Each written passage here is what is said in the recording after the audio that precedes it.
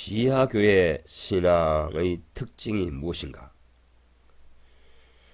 지하교회란 지금 박해받고 있는 나라의 음성적인 기독교 모임을 가리키는 것입니다.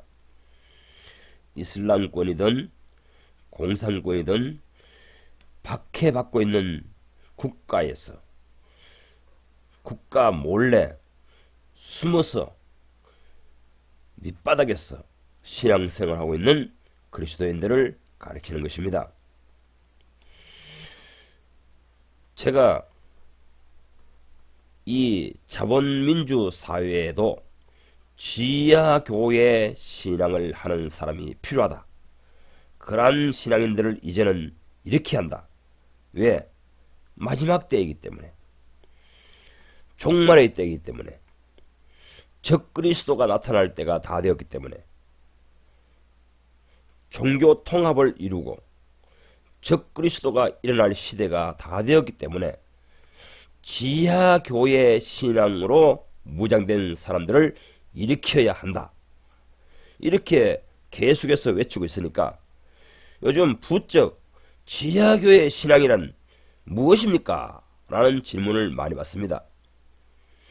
지하교회란 현재 우리가 눈에 보이는 저 가시적인 교회, 큰 예배당이 있고 예배당에 십자가 달려 있고 예배당에 거기에 기도 처소가 있고 이러한 건물 성전을 중심으로 하는 신앙, 제도권 교회의 그런 신앙 관례, 그것과는 완전히 다른 초대교회의 신앙 모습을 말하는 것입니다.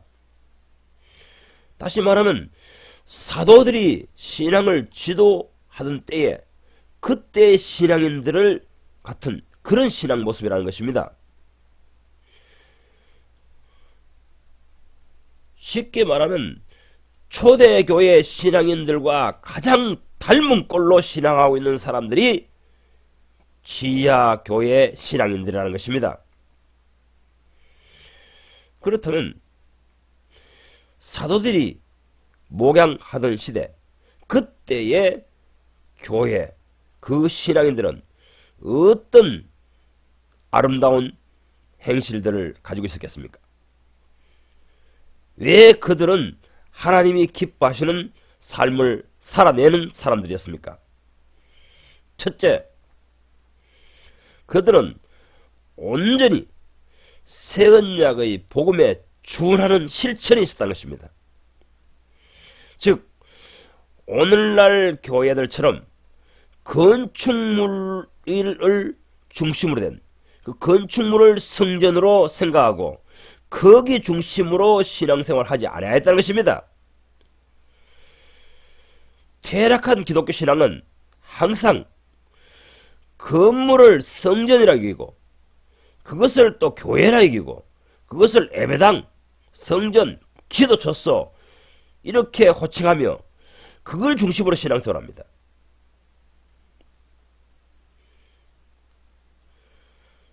천주교가 가장 타락됐을 때 새로 생겨난 호칭이 무엇입니까? 건물을 보고 거룩한 집, 성당이라고 말하는 것입니다. 오늘날 개신교회가 종교개혁을 한 지가 500년이 흘렀지만 이제는 다시 종교개혁 이전에 천주교의 모습으로 돌아가고 말았습니다. 천주교회는 건물을 성당이라 그러고 개신교회는 건물을 예배드리는 장소를 성전이라 그럽니다. 이 지하교회 신앙인들은 고정된 예배 장소가 없습니다. 어느 곳에 있든지 어느 장소에 있든지 모여서 예배를 드립니다. 산중에서 가서도 예배 드리기도 하고 또 누구 집에서 예배 드리기도 하고 이 지상에 있는 권력자들이 통제할 수 없는 사람들이고 잡아낼 수 없는 사람들이고 주소를 알 수 없는 사람들입니다. 그 교회 주소가 없단 말입니다. 어느 교회에 주소가 있다는 것은 그것은 이미 노출된 교회입니다. 지하교회가 아닙니다. 그들은 초대교회 신앙인들이 아닙니다. 제가 늘 강조하지만은 성경에는 예루살렘에 있는 교회가 있습니다. 예루살렘 교회는 분명히 베드로와 요한이 설교하고 있었습니다. 그런데 여러분, 예루살렘에 있는 교회가 어디에 있습니까? 그 시대에 가서 예루살렘에 있는 교회의 주소가 어딘지 찾을 수 있습니까? 없습니다. 베드로 집에 있습니까? 여러분들이 만약에 안디옥이나 노마에서 편지를 보낸다면 예루살렘에 있는 교회 베드로 목회자 앞 이렇게 편지를 보낸다 하면 그 주소가 있겠습니까? 주소 없습니다. 하나님의 시각에서 볼 때는 이러한 불가시적인 교회, 인간의 눈에는 확인할 수 없는 교회, 이것이 초대교회입니다. 성경에 나와 있는 교회입니다. 신약교회입니다. 예배당 건물을 세워놓고 거기에 매주에 설교하는 목사가 있고 매주 예배드리는 장소가 있는 것, 그것은 이미 변질된 기독교입니다. 초대교회 신앙에서 변질되었다는 것입니다. 변형된 기독교의 모습이라는 것입니다. 참된 신앙은 고정된 장소가 없습니다. 그래서 박해자들이 공산당이든 노마 천주교회든 잡으러 가면은 그 자리에 가면은 없는 경우가 허다합니다. 어디서 예배 모임 있다더라. 가서 잡으러 가보니까 없습니다. 왜? 이 골짜기에서 저 골짜기로, 이 산에서 저 산으로, 누구 집에서 누구 집으로 계속 옮겨 다니기 때문에. 바로 지하교회 신앙, 초대교회 신앙은 건물 중심으로 모이는 사람들이 아니고 사람 중심으로 모이는 신앙입니다. 참된 신앙인들이 모여서 예배드리고 있는 것입니다.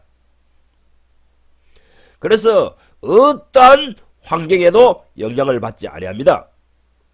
지금 정부에서 비대면 예배를 실행하라고 선언하니까, 공포하니까 지금 가시적 교회는 지금 큰 환란이나 만나듯이 우왕좌왕하잖아요. 그런데 초대교회 교인들은 그렇지 않습니다. 지하교회 신앙인들은 그렇지 않습니다. 뭐 평소에 그렇게 예배 드려왔던걸요. 항상 누구 집에서 모이거나 유기적으로 누구 집에 연락해서 이번엔 어디서 모이자, 저기서 모이자 이렇게 모였기 때문에 정부, 통제하는 정부에게 노출되지 아니합니다. 그것이 교회인지 어떤 뭐 개모임인지 사교 모임인지 친교 모임인지 동기인지 알 수 없습니다. 로마 박해 시대 때도 그랬습니다. 지하교회는 그렇습니다. 특징이 그러합니다. 두 번째 지하교회의 특징은 무엇이냐? 목사교가 아니라는 것입니다. 목사교. 오늘날 현대교회는 목사교가 되어버렸습니다. 목사 없이는 신앙생활을 제대로 할 수 없는 기독교가 되어버렸다는 것입니다. 초대교회는 그렇지 않습니다.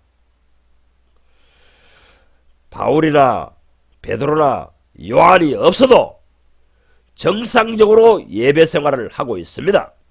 정상적으로 예배를 위한 모임을 계속하고 있습니다. 이것이 초대교회입니다. 이것이 예수님이 세우고자 하셨던 교회입니다. 이것이 사도들의 지도하에서 세워진 교회입니다. 오늘날 교회는 성직자, 목사 중심의 교회가 되어버린 것입니다. 이것은 초대교회 이후로 한참 이후에 로마 캐톨릭의 중세시대 때 이러한 모습이 형태가 생겨난 것입니다. 물론 신앙을 초신자, 초보자 이러한 신앙이 활성화되기 전에 숙련되기 전에는 사도 바울이나 베드로나 요한에게 이러한 신앙을 지도받았습니다. 지도받아서 그러한 신앙을 양성해놓고는 사도 바울은 그 도시를 떠납니다. 베드로도 떠납니다. 요한도 떠납니다. 이러한 신앙 방식을 초대교회 신앙 방식이고 지하교회입니다. 중국의 지하교회든 이슬람권의 지하교회든 참 신앙인들에게는 지도자가 있으나 없으나 똑같습니다. 왜 그렇습니까? 처음 시작할 때는 신앙생활 시작할 때는 평신도이지만 생명이 자라서 신앙이 자라서 서서히 모든 평신도가 지도자가 되어 있는 것입니다. 비유를 들자면 오늘날 가정을 생각해 봅시다. 부모님이 유고 시에도 그 형님이 동생을 돌보며 또 누나가 동생을 돌보며 그 가정이 형성되어 있습니다. 이런 가정이 바로 초대교회인 것입니다. 초대교회는 오늘날 목사라 일을 하는 사람들, 이런 사람들이 어느 정도 그 정도 수준의 언니, 오빠, 누나, 형님이 될 때까지 신앙을 그 정도 양성시켜 놓고 그 도시를 떠납니다. 그러면 그들이 동생들을 돌보고 신앙의 어린 자들을, 초신자들을 돌보고 자연적으로 그들이 신앙 생활을 하고 있습니다. 오늘날 기독교의 이 목사 중심의 예배, 이런 예배는 중세교회 타락했을 때에 그때 생겨난 관례입니다. 오늘날 교회는 목사가 유고되면 그 교회 모임도 끝장나버립니다. 목사 없이 어떻게 예배를 드리냐, 이렇게 될 것입니다. 잘못된 신앙 방식인 것입니다. 초대교회 방식이 아닙니다. 모든 신앙인이 이러한 신앙인, 초대교회 신앙인들, 목사 없이도 지도자 없이도 신앙생활을 할 수 있는 사람들만큼 잘해야 합니다. 그런데 오늘날 목사들은 평생토록 그 목회 사역, 목양 사역을 한다지만은 하나님의 성도를 온전케 하며 하나님의 성도들을 돌본다고 하지만은 단 한 명도 그런 신앙인들을 양성해 놓지 못하고 이 세상을 떠납니다. 그러니 바울 같은 신앙생활을, 바울 같은 목회생활을 하지 않고 있다는 것입니다. 저는 이러한 신앙인을 양성하는 목표로 사역을 하고 있습니다. 말씀을 가르치고 신앙을 본보이고 전도를 하는 것이 이 목적입니다. 이 목표에 나타나기 위해서 이 전도사역, 이 목회사역, 이 말씀사역을 하고 있는 것입니다. 지하교회를 일으키려고 하는 사역자들, 가정교회 형태를 일으키려고 하는 사역자들, 초대교회를 일으키던 사역자들, 그분들은 모두 이러한 목표로 사역을 하였던 것입니다. 세 번째, 지하교회는 가정교회 운동의 장점을 모두 포함하고 있습니다. 가정교회 운동의 장점이 무엇인지 아십니까? 그것은 그 가정교회 예배를 원활하게 이루려면 그 자기 집을 예배 장소로 내어줘야 됩니다. 내 집을 예배 장소로 드립니다. 초대교회는 이런 가정집 중심으로 모이는 교회가 형성된 것입니다. 초대교회 시절 예루살렘에는 이런 예배 장소, 자기 가정을 내어드린 분, 자기 집을 하나님의 예배 모임을 위하여 희생하기로 작정한 사람들, 이러한 가정집이 수십 개, 수백 개가 있어진 것입니다. 그래서 우리가 아는 바울이 사울 적에 예수 믿는 자를 잡으려 다니려고 해보니 각 집에 들어가서 색출해내었다고 사도행전은 기록하고 있는 것입니다. 진정한 초대교회는 이런 가정집에서 예배를 드리는 교회 생활입니다. 신앙생활입니다. 이러한 가정교회를 활성화시키고 가정교회가 원활하게 돌아가게 하려면 반드시 자기 집을 예배 장소로 내어드리고 희생하려는 이러한 리더들이 생겨나는 것입니다. 이들이 바로 신앙이 성장한 사람들인 것입니다. 그래서 신약성경에는 누구누구 집에서 모이는 교회 또는 누구 집에 있는 교회 이렇게 명시하고 있는 것입니다. 오늘날은 이 아름다운 미덕이 사라지고 말았습니다. 어떤 사람들은 오늘날 가정교회 운동, 목장운동 한다 그러는데요. 그 사람들도 언제까지 노력해도 이러한 초대교회를 이루어낼 수 없습니다. 왠지 압니까? 그들은 뭐 수레바퀴의 세계 어쩌고저쩌고 설명하면서요. 그 가정교회는 본교회, 성전에서 건물에서 모이는 교회, 그 목사가 있는 교회, 그것을 위하여 있는 부속기관으로 생각합니다.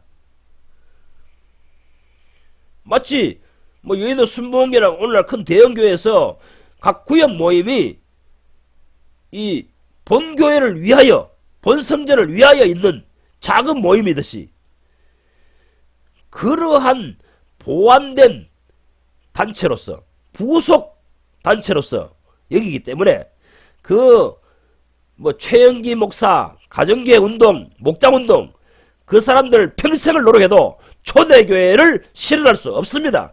초대교회 신앙인을 산출할 수 없습니다. 초대교회, 지하교회 이러한 신앙인은 반드시 자기 집을 예배 장소로 헌신된 가정이 있습니다. 거기만 가면 언제든지 누구든지 따뜻한 식사를 대접받을 수도 있습니다. 항상 그 가정은 예배를 드리러 오는 사람을 위하여 우리 가정이 희생하기로 결정하고 작심된 가정이기 때문에, 브리스길라와 아굴라 같은 사람이기 때문에, 누디아와 같은 사람이기 때문에, 눈바와 같은 사람이기 때문에 모두 그 사람들은 자기 가정에 있는 모든 삶의 중심이, 목적이 형제자매들이 여기 와서 편안하게 예배 드리기 위하여 내어드립니다. 희생합니다. 초신자들이 언제든지 거기 쫓아가면은 위로를 받는 말씀도 들을 수 있고 식사도 대접받을 수 있고 언제든지 어려움을, 필요를 그곳에 가면 채워줍니다. 이런 희생된 가정, 희생된 사람이 있는 가정집, 그런 것이 있는 곳이 지하교회요 초대교회입니다. 네 번째는 이 초대교회, 지하교회는 온전한 복음의 실현입니다. 온전한 복음. 복음이 무엇입니까? 그것은 새로운 소식, 기쁜 소식이란 겁니다.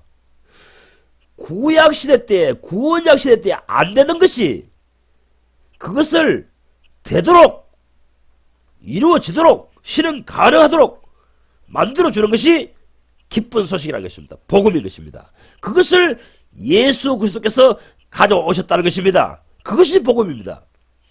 그러면 예수 그리스도가 오시기 전에 유대인들 신앙, 이스라엘 민족의 신앙에서는 도저히 도달할 수 없는 그것을 생각해 보십시오. 회상해 보십시오. 무엇입니까?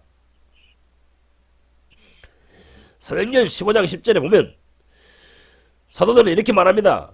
우리와 우리 조상들도 능히 매지 못하던 것들을 제자들의 목에 두려느냐 이랍니다. 가짜들이 누굽니까? 거짓 선자가 누굽니까? 구약시대 신앙 안으로 사람들을 끌고 가는 것입니다. 건물을 지어놓고 이걸 성전에 여기고 성전에 와서 충성하라고 이렇게 외칩니다. 성전에 와서 봉사하려면 성전을 갖다가 신앙을 보존하려면 건물 성전 신앙을 보존하면 목사가 필요하고 매주 설교를 해줘야 되기 때문에 11조를 내라. 성전 유지 헌금을 내라. 이러한 신앙의 무거운 짐을 계속해서 지우는 사람들, 그 사람들이 유대인들이고 율법시대 신앙이고 바리새인들이고 서기관들입니다. 그런 짓을 오늘날 안식교입니다. 그런 안식교 신앙, 율법주의 신앙을 오늘날 교회는 가르치고 있는 것입니다. 안식일, 제사상, 11조, 성전 이 네 가지가 구약적 신앙의 특징입니다. 그것이 그들의 신앙의 삶에 배어 있습니다. 쩌들어 있습니다.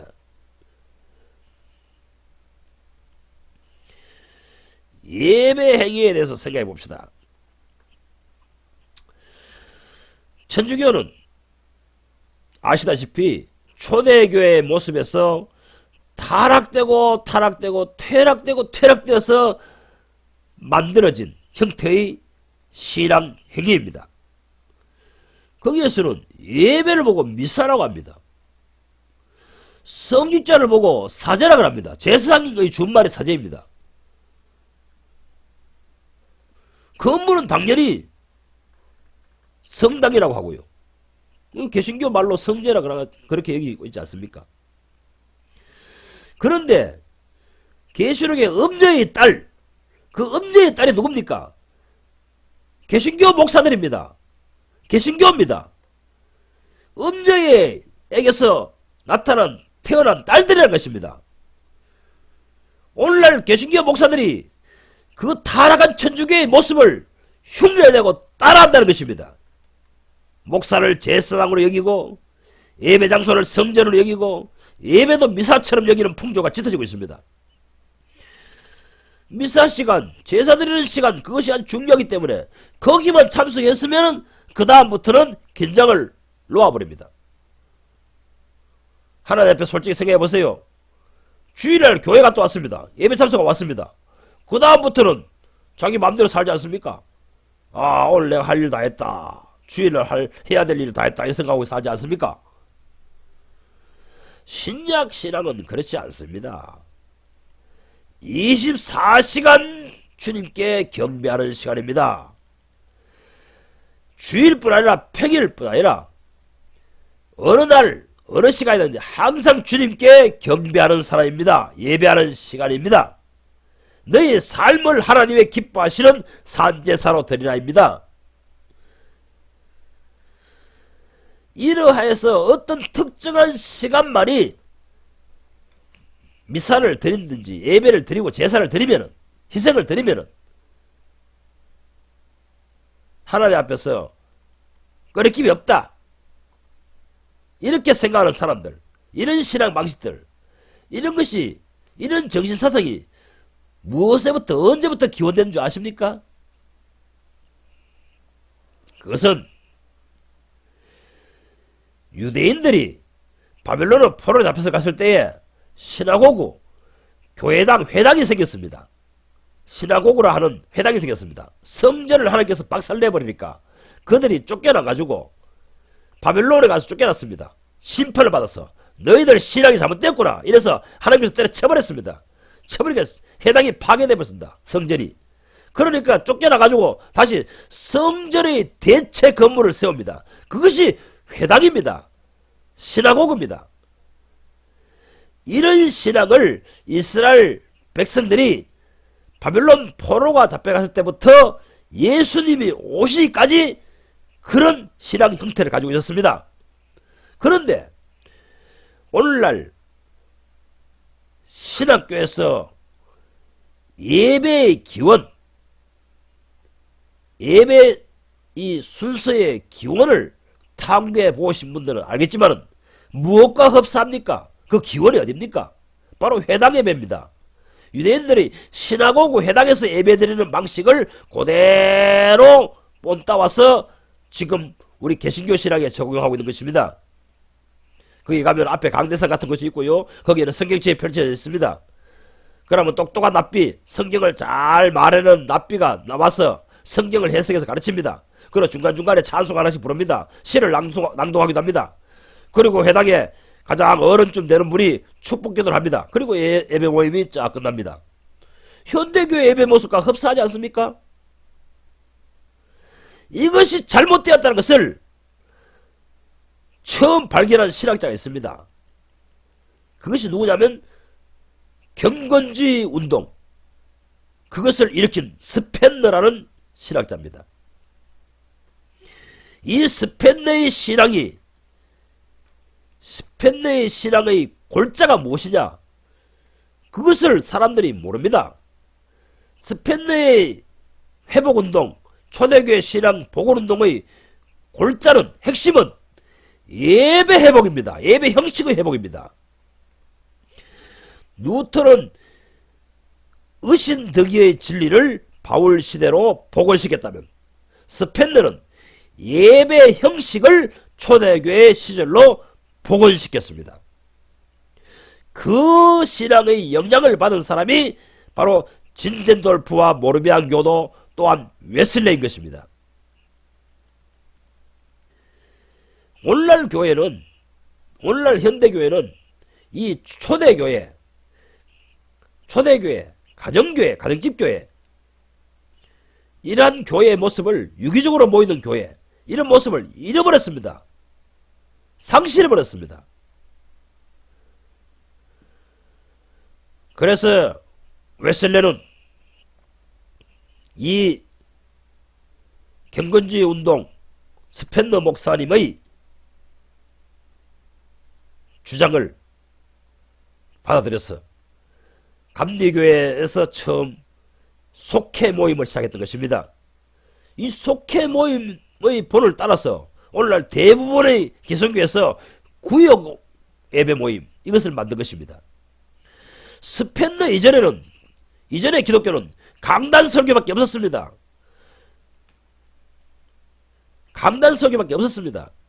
바로 이 회당, 시나고그, 유대인들이 바벨론 포로에 잡혀가서 신앙생활을 하던 모습, 그것을 답습하는 것이었습니다.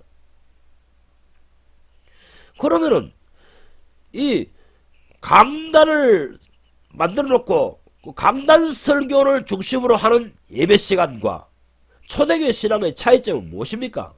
초대교회 신앙은 강단을 보고 주목하고 하는 예배 시간, 이것으로 그런 방식으로 신앙하지 않습니다.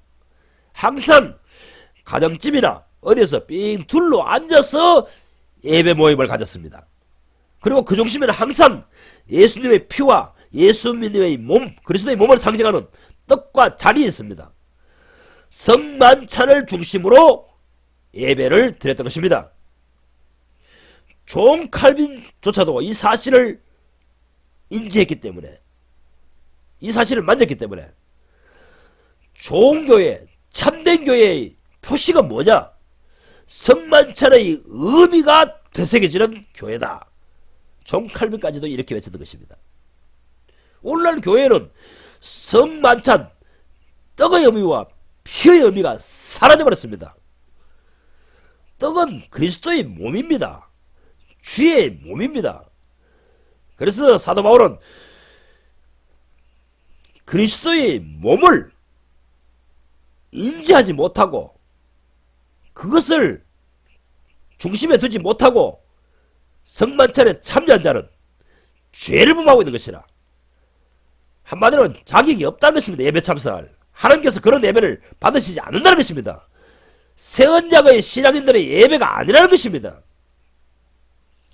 예수께서는 내 피를 마시지 아니하고 내 살을 먹지 아니하면 그 속에 생명이 없느니라 하셨습니다.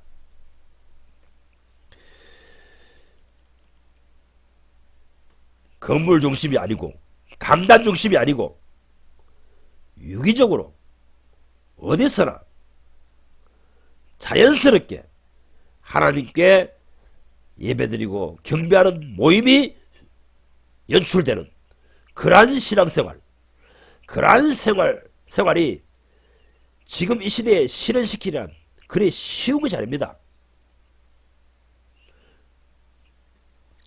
어떤 분들이 이런 신앙생활을 하려고 시도를 해보지만 현 시대는 실현 불가능하다는 것을 매번 느끼게 됩니다. 그런데 중국의 지하교회라든지 이런 이슬람권의 지하교회들은 자연적으로 이러한 신앙생활의 삶의 형태를 이루어내버렸습니다. 그러면 여러분, 왜 그들은 되는데 우리 한국교회는 안 되는 줄 아십니까? 그것은 공급하시는 말씀과 공급하시는 성령이 없기 때문입니다. 예배 시간에 주도권이 성령이어야 하는데 예배 시간에 주도권이 오늘날 목사가 되어 있기 때문인 것입니다. 또한 예배 순서라는 이 고착된 순서가 그것이 이미 정형화되어 있기 때문인 것입니다. 성령의 인도하심을 따라서 성령의 지도하심에 따라서 성령의 의향을 따라서 예배를 드려야 하는데 예배를 순서를 딱 만들어 놓고 묵도 뭐 어쩌고 이래가지고 나중에 축도 이렇게 딱 마치도록 만들어놨기 때문에 성령의 역사가 개입할 수 있는 여지를 없애버렸던 것입니다. 그러니까 성령께서 주도권을 쥔 예배가 아니기 때문에 거기에는 성령의 역사가 한계가 있는 것입니다. 그러한 예배 형태를 추구하기 때문에 추종하기 때문에 거기에는 초대교회 때 공급했던 그 성령의 말씀이 공급되지 않는다는 것입니다. 에베소서 2장 7절로 주님께서는 이 계시를 저에게 보여주셨습니다. 에베소서 2장 7절에는 엔데이 제타이라는 단어가 나옵니다. He might sow, he might sow입니다. 무슨 뜻이냐면은 각 시대마다 예배를 드리는 모임, 그 교회를 하나님께서 일으키시는데 그 주님께서 보실 때에 참된 교회, 예수님께서 이것이 내 교회다 하시는 교회, 몸된 교회, 주님의 교회는 어떤 현상이 나타나느냐? 그 속에 하나님 자신을 보여주겠다, 하나님을 나타내주겠다, 이렇게 약속하십니다. 이런 결과가 나타난 것입니다. 그들이 모일 때마다 하나님이 거기 나타나시기에 임마누엘입니다. 세상 사람들은 그들을 향해서 하나님이 함께 하시는 사람들이라고 평가하게 됩니다. 주변 사람들로부터 그렇게 듣게 됩니다. 거기에 가면 하나님의 임재가 있다, 하나님의 나타남이 있다, 하나님의 살아계심을 경험한다. 그 예배에 참석하면 하나님이 현존하신다, 하나님을 쇼 볼 수 있다. 이러한 예배를 창출하시어 오신 분이 예수입니다. 사도들입니다. 이사야서 62장 7절을 통해서도 저에게 계시하셨습니다. 바로 성부와 성자와 성령께서는 이런 교회를 세우기를 원하신다고 하셨습니다. 저는 평생도록 이 목적을 성취하기 위하여 충성하려고 합니다. 예수님도 바울도 사도들도 이런 지상 교회, 이런 예배 모임을 일으키기 위해서 생을 바쳤다고 주께서는 말씀하십니다.